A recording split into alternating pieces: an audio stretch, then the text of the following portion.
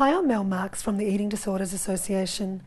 Rather than talk about what are eating disorders from a diagnostic and a definition point of view, I'm going to talk about eating disorders as part of a continuum, where on one side you have natural and normal eating and eating in response to hunger and satiety most of the time, and pretty much being accepting of our body shape and size.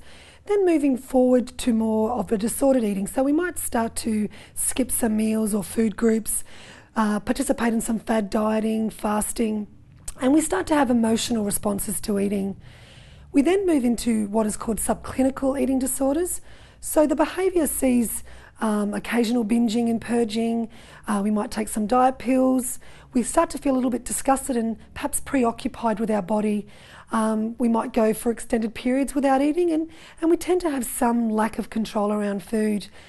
For people who then move forward to the clinical eating disorders, they are then diagnosed with anorexia nervosa, bulimia nervosa, eating disorders not otherwise specified, which at this stage includes binge eating disorder. Eating disorders are characterised by severe disturbances in eating behaviour. There is a disturbance in the perception of body image, shape and weight, and they cause severe distress and disruption to families.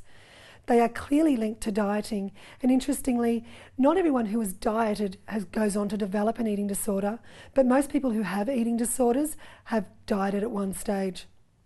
They almost always begin with some sort of food restriction, and the prevalence does appear to be correlated with our cultural pressures to be thin and muscular for boys. Eating disorders affect many aspects of a person's functioning, including their physical health, their thinking, their moods and relationships. And it's very important to note that it is a mental health issue and certainly not a lifestyle choice. The prevalence for anorexia nervosa is 0.3 to 1.5% of women and 0.1 to 0.5% of men. For bulimia nervosa, it is 1 to 2% for women and 0.1 to 1.1% of men. Binge eating disorder affects 2.5 to 4.5% in women and 1.3% in men.